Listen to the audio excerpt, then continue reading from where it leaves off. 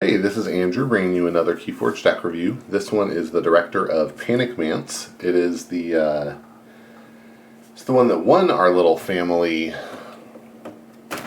sealed event, which was quite fun. And I should set that up before, but there we go.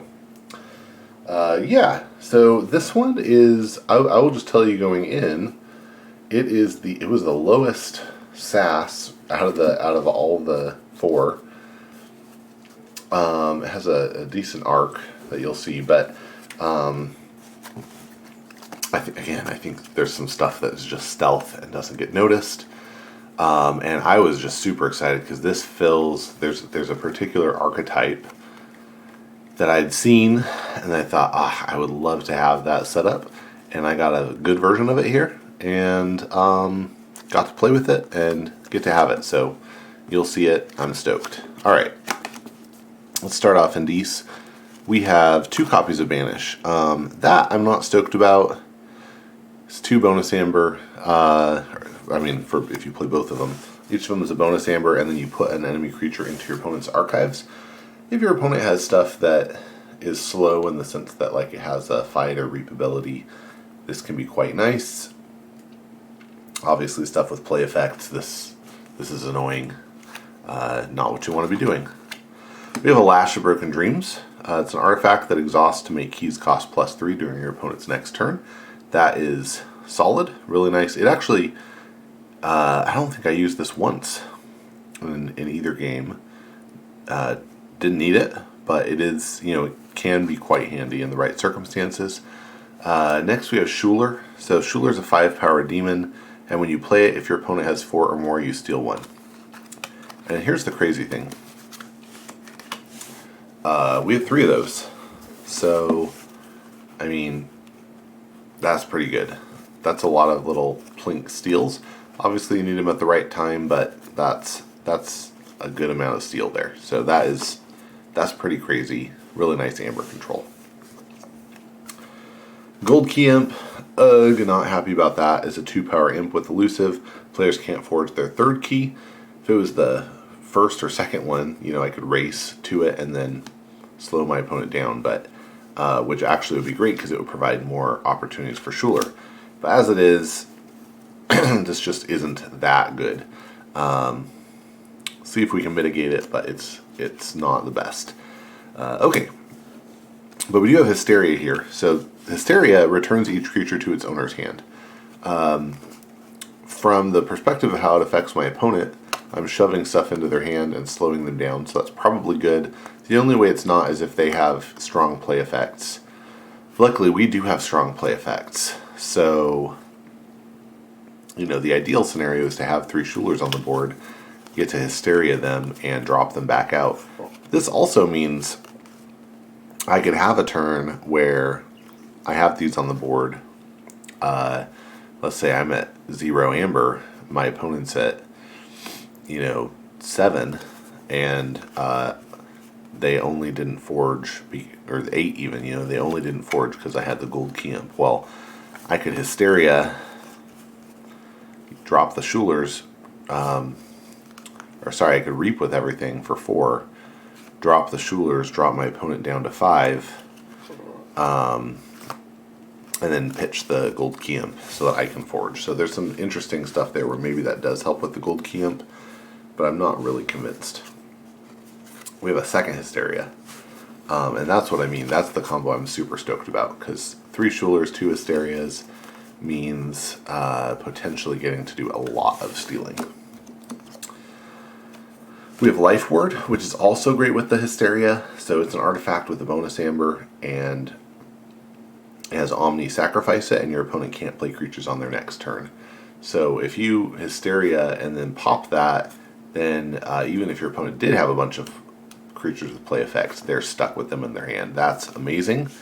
The banishes are even somewhat mitigated by the Hysteria. You almost certainly want to do the Hysteria first and then just play the banish for the bonus amber. And that's not bad. There's no point in putting it in their archives if you could put it in their hand instead. Pandemonium. bonus amber, and then each undamaged creature captures one from its opponent. Again, very good with the Hysteria, because we knock all the creatures off the board, put some of our own back down, and then capture some. So, again, you know, like Hysteria, Pandemonium.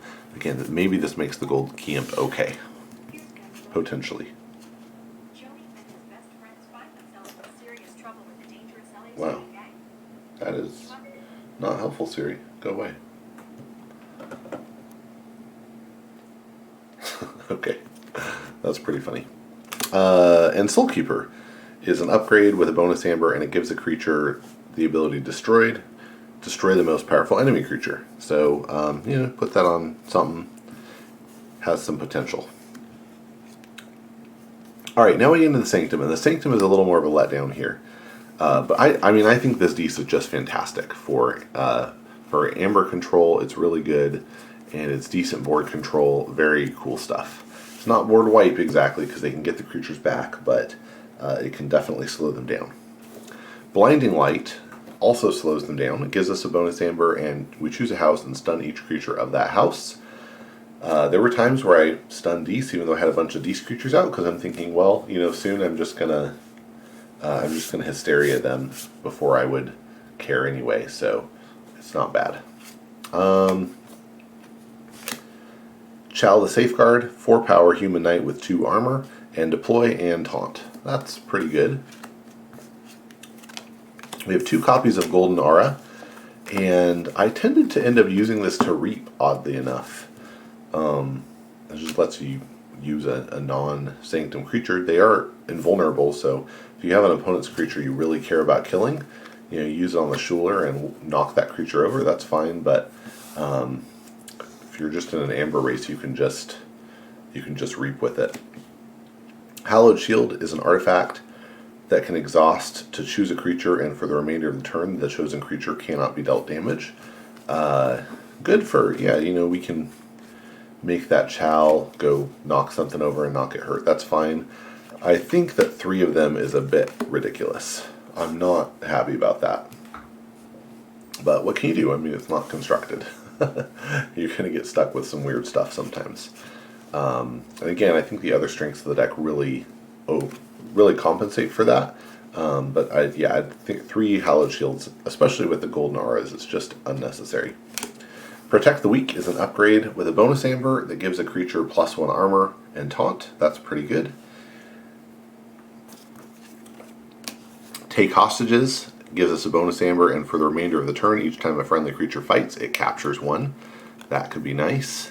Gourmet is really nice here. It's an artifact that can omni-sacrifice it to destroy an artifact.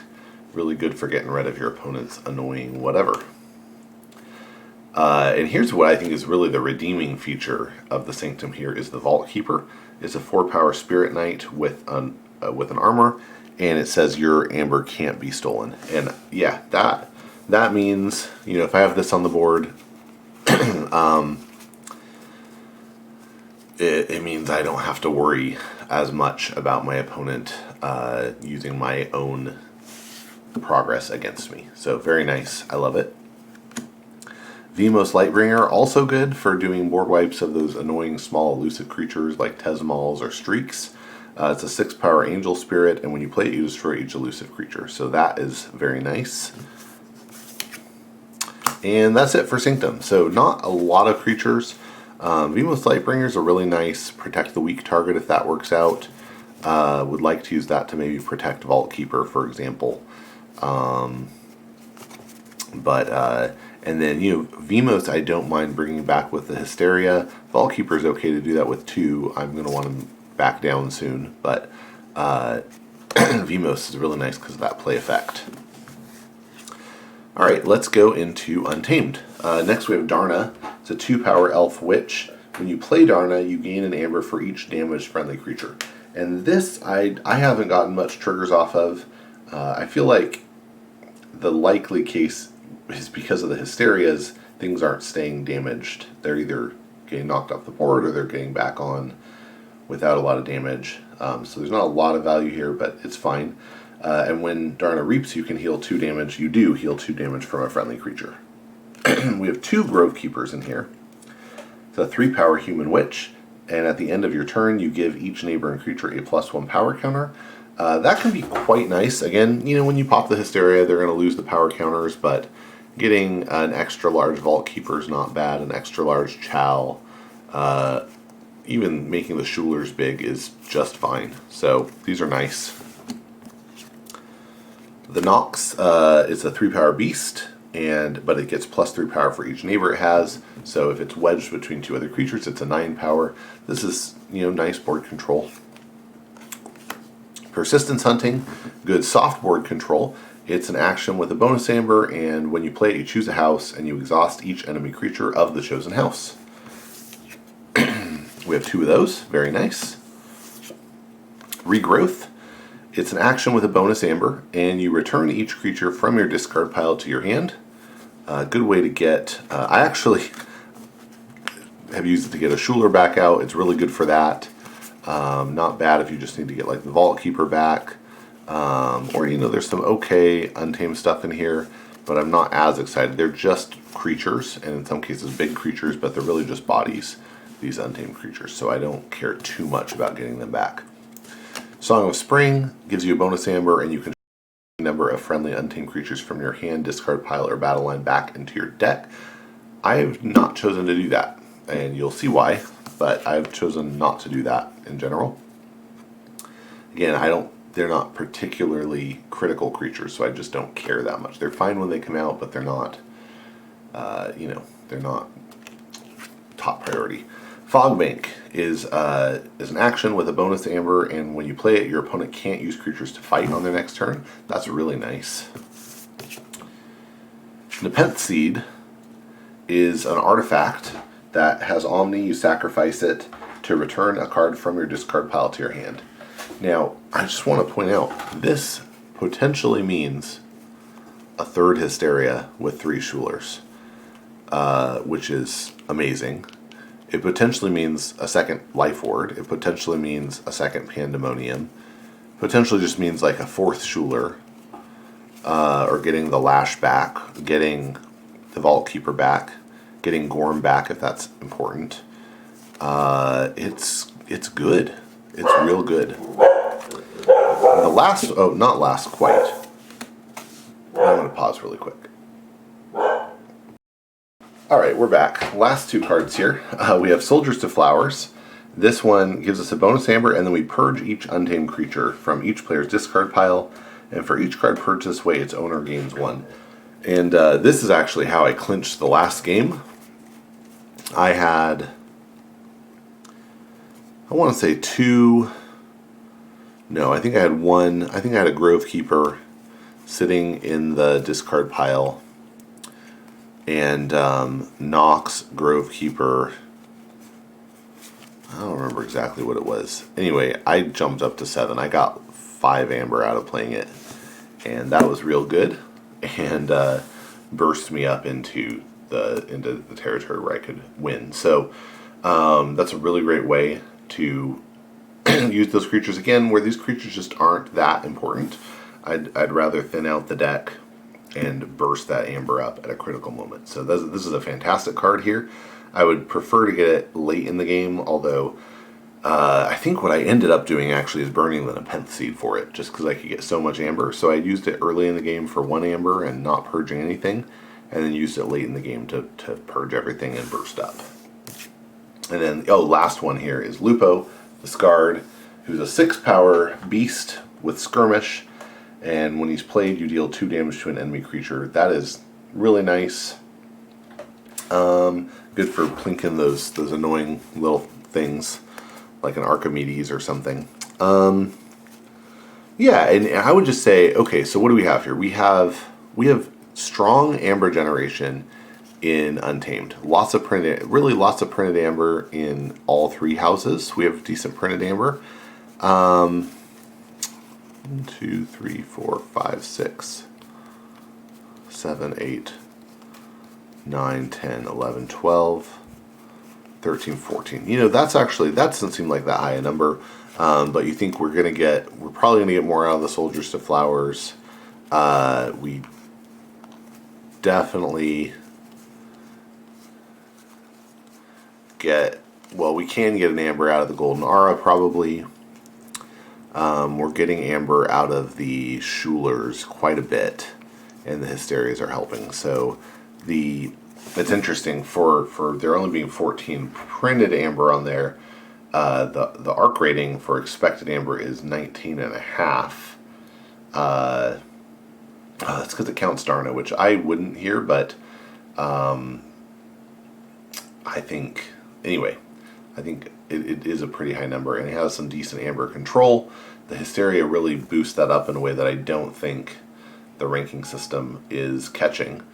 And then the Sanctum is kind of just there. It's not doing anything amazing, but you get some really key pieces in like the Gorm of Alm and the Vault Keeper and Vimos Lightbringer that can really help. And then Blinding Light's good utility, and some of the other stuff is just not bad. But the Gorm of Alm and the Vault Keeper and the Lightbringer, I think, really solve certain problems well. So, and then having a Pent Seed to bring back whatever is the most relevant tool for when you're really in a pinch is really quite nice. So this, all in all, the SAS rating on this is 73 and the arc is 54.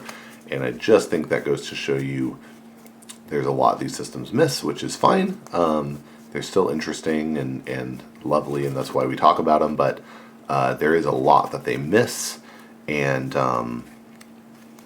there's a lot of good stuff in here. I'm so happy to have a triple Shuler, double Hysteria, and a Pent Seed deck. Like, this is something that ever since I first saw it and was just like, that is devastating and terrible and annoying and bad. I'm really thrilled to actually have one in my hands. So that means if you play me locally, you'll probably see this soon. I'll be excited to bring it to you. But anyway, that's that. Thank you so much for walking through this with me. Oh, there's one other thing that I wanted to point out, and it's just kind of interesting, and that is looking at these 4 decks. They're just it's so anecdotal, but so it was interesting. There was no shadows in here. That's the house that was missing. So I just thought that was interesting, and I thought, what a different thing this might have been if there were shadows involved. But I also thought it was interesting. Like, 2 out of these 4 decks had a double persistence hunting.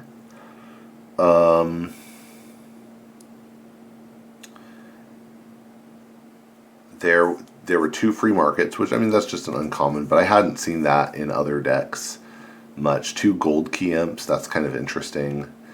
A triple Shuler deck and a double Shuler deck.